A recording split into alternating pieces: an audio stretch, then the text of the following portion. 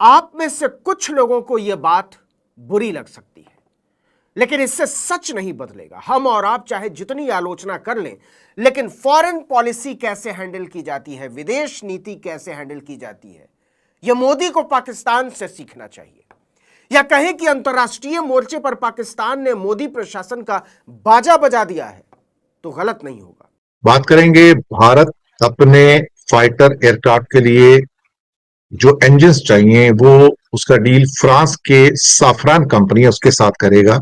इसके बाद बीजिंग में जो परेड निकली है उसको दुनिया ने बहुत बारीक नजर से देखा है और इसमें मिलिट्री माइट जो था चाइना का वो शोकेस किया गया।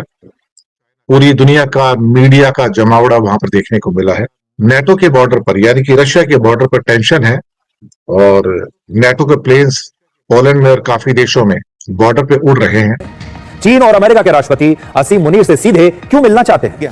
पहले पाकिस्तानी पीएम अभी भी चीन में मौजूद है और 6 दिवसीय दौरे पर वो वहां पर हैं।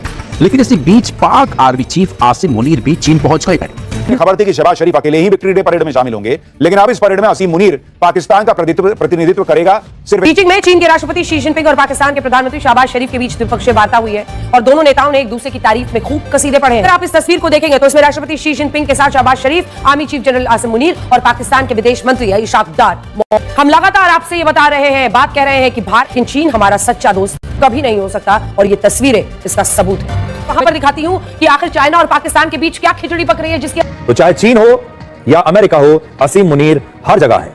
जरा इस तस्वीर को ध्यान से देखिए। इस तस्वीर में कहीं नरेंद्र मोदी नजर आ रहे हैं? दरअसल यह चीन के विक्ट्री डे परेड की तस्वीर है। इस परेड में रूस के राष्ट्रपति व्लादिमीर पुतिन है, उत्तर कोरिया के प्रधान किम जोंग उन है, इसके अलावा दुनिया के 20 से ज्यादा नेता शामिल हुए। लेकिन जिस आदमी का चीन की इस परेड में शामिल होना नरेंद्र मोदी की पूरी विदेश नीति पर तमाचे की तरह है, वो है पाकिस्तान के आर्मी चीफ जनरल असीम मुनीर का शामिल होना। इस परेड और वैश्विक राजनीति में इसके महत्व का अंदाजा इसी से लगा लीजिए कि रूसी राष्ट्रपति व्लादिमीर पुतिन एससीओ समिट में भाग लेने के बाद 2 दिन तक रुके रहे। 31 अगस्त को शंघाई सहयोग संगठन की बैठक खत्म हो गई थी और विक्ट्री परेड 3 सितंबर को थी। मोदी इसी से खुश थे कि पुतिन ने उनको अपनी गाड़ी से गुम्मी गुम्मी करा दिया। उनको हवाई नहीं थी कि उनके पीठ पीछे अंतर्राष्ट्रीय राजनीति में क्या खेल चल रहे हैं। जिस समय नरेंद्र मोदी बीजिंग से दिल्ली के लिए रवाना हो रहे थे, ठीक उसी समय भारत में बेकसूरों का खून बहाने के लिए जिम्मेदार पाकिस्तान का जनरल असीम मुनीर इस्लामाबाद से बीजिंग के लिए रवाना हो रहा था। खुद शी जिनपिंग ने उनका स्वागत किया। यह परेड द्वितीय विश्व युद्ध में जापान की हार और जापानी आक्रमण के खिलाफ चीन के प्रतिरोध को याद करने के लिए निकाली जाती है। असीम मुनीर अकेले ऐसे विदेशी आर्मी चीफ हैं जो इस परेड में हिस्सा लेने के लिए पहुंचे थे। चीन ने अपनी इस परेड में दुनिया को महाविनाशक परमाणु मिसाइलों से लेकर किलर ड्रोन तक दिखाकर अपना शक्ति प्रदर्शन किया। और चीन के निशाने पर है कौन? अमेरिका, जापान, ताइवान और भारत जैसे देश। नरेंद्र मोदी को या उनकी सरकार को इसके बारे में कुछ हवा ही नहीं थी। पाकिस्तान ने न केवल चीन की परेड में हिस्सा लिया, बल्कि शी जिनपिंग और व्लादिमीर पुतिन के साथ 1-to-1 बैठक भी की। शी जिनपिंग के साथ मुलाकात में जहां असीम मुनीर के साथ पाकिस्तान के प्रधानमंत्री शहबाज शरीफ भी थे, तो वहीं पुतिन के साथ शहबाज शरीफ की अकेले में बैठक हुई। चीनी नेताओं ने कहा कि पाकिस्तान उनका आयरन ब्रदर है। आपको बता दें कि चीन पाकिस्तान को 81% हथियार की सप्लाई करता है। ऑपरेशन सिंदूर के दौरान पाकिस्तान ने भारत के खिलाफ चीन के ही बनाए हुए J-10C फाइटर जेट और PL-15 मिसाइल का इस्तेमाल किया था। इस लड़ाई के बाद असीम मुनीर को पाकिस्तान की सरकार ने फील्ड मार्शल बना दिया था। फील्ड मार्शल कभी रिटायर नहीं होते। और जिन पुतिन की गाड़ी में फोटो खिंचवाकर नरेंद्र मोदी मगन हो रहे थे, उन्होंने बैठक में साफ कहा कि पाकिस्तान हमारा दोस्त है और आने वाले दिनों में यह दोस्ती और मजबूत होगी। यकीन न हो तो सुन लीजिए, इस वीडियो को क्रेमलिन ने खुद जारी किया। Pakistan remains our traditional partner in Asia. We cherish the relations between our countries. इतना ही नहीं, व्लादिमीर पुतिन ने कहा कि पिछले दिनों पाकिस्तान और रूस के व्यापारिक संबंधों में कुछ कमी जरूर आई थी, लेकिन अब हम मिलजुल कर इसे फिर से उसी तरह मजबूत करने को कृत संकल्पित हैं। Objective circumstances, our trade decreased by a very small amount, but nevertheless, it's a good signal for us to work harder to analyze what happened and to make the necessary changes. मतलब चीन, पाकिस्तान, रूस भाई भाई। लेकिन बात इतनी ही नहीं है। चीन और अमेरिका दोनों ही पाकिस्तान को गले लगाने को बेताब है। दोनों खजाना लुटा रहे हैं उसके ऊपर, दोनों पाकिस्तान को अपना दोस्त बता रहे हैं और दूसरी तरफ दोनों ही देशों ने भारत को हाशिए पर फेंक रखा है। आपको याद हो तो डोनाल्ड ट्रंप ने पाकिस्तानी सेना प्रमुख असीम मुनीर को 18 जून 2025 को व्हाइट हाउस में लंच के लिए आमंत्रित किया था और यह ऑपरेशन सिंदूर के बाद की बात है। यह पहली बार था जब किसी अमेरिकी राष्ट्रपति ने पाकिस्तान के सेना प्रमुख को व्हाइट हाउस में लंच के लिए बुलाया था। इस मुलाकात के बाद ट्रंप ने खुलकर पाकिस्तान और असीम मुनीर की तारीफ की थी। वही डोनाल्ड ट्रंप रोज नरेंद्र मोदी की बखिया उधेड़ता है। एक बार फिर से उसने कहा है कि भारत का कारोबार अमेरिका के रहमो करम पर है। We get along with India very well, but India has, you have to understand, for many years it was a one-sided relationship. Only now since I came along and because of the power that we have with tariffs. मतलब चीन, पाकिस्तान, रूस और America चारों को पता चल गया है कि भारत में एक अनाड़ी प्रधानमंत्री कुर्सी पर बैठा हुआ है जो किसी रील बनाने वाले की तरह बेहद गंभीर अंतर्राष्ट्रीय मंचों में भी केवल फोटो खिंचवाता रहता है, बेमतलब की हंसी हंसता रहता है और उसका प्रचार तंत्र इसे अपने चेलों और चाटुकारों तक फैलाता रहता है। वो अच्छी तरह जान गए हैं कि दुनिया का शक्ति संतुलन जिस तरह से बदल रहा है उसके बारे में न तो नरेंद्र मोदी को कुछ पता है और न ही उनकी इसमें कोई दिलचस्पी है। अगर थोड़ा निरपेक्ष होकर सोचा जाए तो पाकिस्तान के मुद्दे पर रूस, चीन और अमेरिका ने भारत को सैंडविच बना दिया है। देखिए कि चीन और अमेरिका एक दूसरे को देखना पसंद नहीं करते, रूस और अमेरिका एक दूसरे को देखना पसंद नहीं करते और पाकिस्तान ने तीनों को समान रूप से साध रखा है। दूसरी तरफ नरेंद्र मोदी फुटबॉल बने फिर रहे हैं। कभी चीन को लाल लाल आंख दिखाने के लिए डोनाल्ड माई फ्रेंड करते घूमते थे। ट्रंप की चापलूसी में 75 साल पुरानी भारत की घोषित नीति को लात मारकर इजराइल जैसे बर्बर देश को गले लगाया, रूस को दरकिनार किया और ट्रंप ने मोदी का इस्तेमाल करके दूध की मक्खी की तरह निकाल फेंका। अब वो बिलबिलाए हुए कभी पुतिन के पास भाग रहे हैं तो कभी शी जिनपिंग के पास। पूरे भाषण में चाइना शब्द प्रधानमंत्री ने नहीं बोला। पूरा देश जानता है कि पाकिस्तान की मदद, टेक्निकल मदद, एयरफोर्स की मदद चाइना ने की, मगर प्रधानमंत्री के मुंह से, डिफेंस मिनिस्टर के मुंह से चाइना शब्द नहीं निकला। सबको पता चल गया है कि नरेंद्र मोदी एक खोखले नेता है। उनके पास न सूझबूझ है, न दृष्टि है, न वो पढ़े लिखे हैं और न ही उनके अंदर उदारता है। जो व्यक्ति अपने देश को ही एक साथ जोड़कर आगे ले जाने के खिलाफ है, धर्म के आधार पर अपनी ही जनता को भड़काता रहता है, अपने ही देश के पढ़ने लिखने वाले छात्रों, अध्यापकों, वकीलों, चिंतकों, लेखकों, पत्रकारों को अर्बन नक्सल, देशद्रोही और आतंकी कहता फिरता है, उन्हें जेलों में डलवा देता है, वो दुनिया को क्या ही रास्ता दिखाएगा। नरेंद्र मोदी की आंखें शी जिनपिंग के सामने श्रद्धा और डर से झुकी हुई थी। उनकी हिम्मत नहीं हो रही थी आंख में आंख डालकर बात करने की। इतिहास इस बात को याद रखेगा कि मोदी जब ऑपरेशन सिंदूर के बाद शी जिनपिंग से पहली बार मिले तो वो इतना तक नहीं बोल पाए कि भारत के खिलाफ जंग में पाकिस्तान को हथियार मुहैया कराना हमें नागवार गुजरा है। सच ये है कि जिनपिंग के सामने मोदी बहुत पिलपिले नजर आ रहे थे। पुतिन और जिनपिंग जैसे विश्व नेताओं के सामने मोदी का बेमतलब खिलखिलाना बता रहा था कि अंतर्राष्ट्रीय कूटनीति के मामले में उनकी समझ शून्य है। अंडा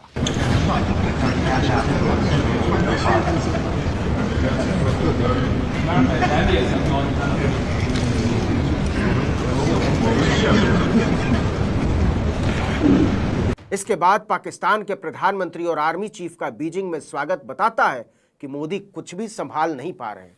वो मूल तौर पर एक गप्पी प्रधानमंत्री हैं जिन्हें बातें बनाने के अलावा कुछ नहीं आता। दुनिया के साथ कदम ताल कैसे करते हैं इसके बारे में न तो मोदी को कुछ पता है और न ही उनके चेलों, चाटुकारों और चवन्नी सलाहकारों को। चाइना की जो विक्ट्री डे परेड जो थी वहां पर खासतौर से DF-5C को जो शोकेस किया गया है, 20,000 किलोमीटर की रेंज है। दुनिया का कोई कोना इससे बचेगा नहीं जहां पे वो एटम बम को ड्रॉप ना कर सके। करीब 25-26 कंट्री के हेड ऑफ स्टेट्स वहां पे मौजूद थे इसके अलावा वहाँ पे cruise missiles, anti ship missiles, साथ में एंटी एयर डिफेंस सिस्टम्स हैं, सबमरीन लॉन्च बैलिस्टिक मिसाइल्स हैं, बहुत सारी चीजें शोकेस की। लेकिन स्टार अट्रैक्शन DF-5C रहा, इंटरकॉन्टिनेंटल बैलिस्टिक मिसाइल जो थी, जो 20,000 किलोमीटर तक जा सकती है और उसका स्पीड होगा 12,000 किलोमीटर। और ये इसमें कई वॉरहेड्स हो सकते हैं, क्योंकि ये MIRV यानी कि जो मल्टीपल, जो खासतौर से इसमें से जो मिसाइल्स निकलती हैं, जिसको क्लस्टर मिसाइल्स कहा जाता है, और वो कम से कम 20-30 जगह पे जाके आपको न्यूक्लियर वॉरहेड्स एक्सप्लोड कर सकते हैं। और इसके अंदर चाइना ने अपना बाइडू नेविगेशन सिस्टम लगाया है और ये बहुत एक्यूरेसी के साथ अटैक कर सकती है। मुझे लगता है कि जिससे बिग लीप जिसे क्या कह सकते हैं। और 80th यानी कि 80वीं एनिवर्सरी थी जब वर्ल्ड वॉर 2 खत्म होती है, और उसी के लिए ये सारी की सारी जो है विक्ट्री डे परेड निकाली जाती है। 2 सितंबर होता है, लेकिन 3 सितंबर को ये परेड निकाली जाती है। इस बार की परेड बहुत इंपॉर्टेंट थी, क्योंकि इसमें पुतिन भी थे, किम जोंग उन भी थे, और साथ में ऑफ कोर्स जिनपिंग तो थे ही, उनकी अपनी परेड है तो। लेकिन और इसके अलावा 24-25 देशों की जो क्या कहते हैं कि हेड ऑफ स्टेट्स थे, वो भी वहां पर थे। तो कहीं ना कहीं बहुत सारे स्टेल्थ फाइटर्स भी ऊपर से निकले और सारे हथियार भी दिखाए। एक किस्म से एक शो केसिंग था अपना, जो चाइना का जो मिलिट्री माइट है। ये मुझे लगता है कि इसके ऊपर नेटो की बहुत नजर थी, और बहुत सारे जो DF-5C और बाकी कई और जो मिसाइल सिस्टम्स हैं, एंटी डिफेंस सिस्टम है, और खासतौर से एक HQ-29, जी हाँ HQ-29, जो बेसिकली सैटेलाइट हंटर कहा जाता है, सैटेलाइट हंटर जिसे कहा जाता है। वहां पर ये S-500 की कॉपी लगता है। S-500 भी जो है आकाश में जाके सैटेलाइट्स को हिट कर सकता है जो लोअर ऑर्बिट्स के अंदर है। 500 किलोमीटर की दूरी है। तो बहुत कुछ ऐसा हो रहा है जो अपने आप में थोड़ा सा अद्भुत भी है, अनोखा भी है। मैं ये समझ के चलता हूं कि चाइना ने ये जो बहुत बड़ा एक शो केसिंग किया है, वो शायद दुनिया को चौंकाने वाला है। इसके बाद हम आते हैं कि नेटो के बॉर्डर पे, यानी कि रशिया के बॉर्डर पर थोड़ा सा टेंशन ज्यादा हो गया है। यूक्रेन में थोड़ा सा हाहाकार मचा हुआ है। पोलैंड की सीमा पर एक्शन में लड़ाकू विमान आए हुए हैं। रशिया ने बुधवार को, यानी कि आज वेडनेसडे को, 500 से ज्यादा ड्रोन और मिसाइलें दागी और बहुत बड़ी संख्या में यूक्रेन में लोगों को मारा भी है उसने।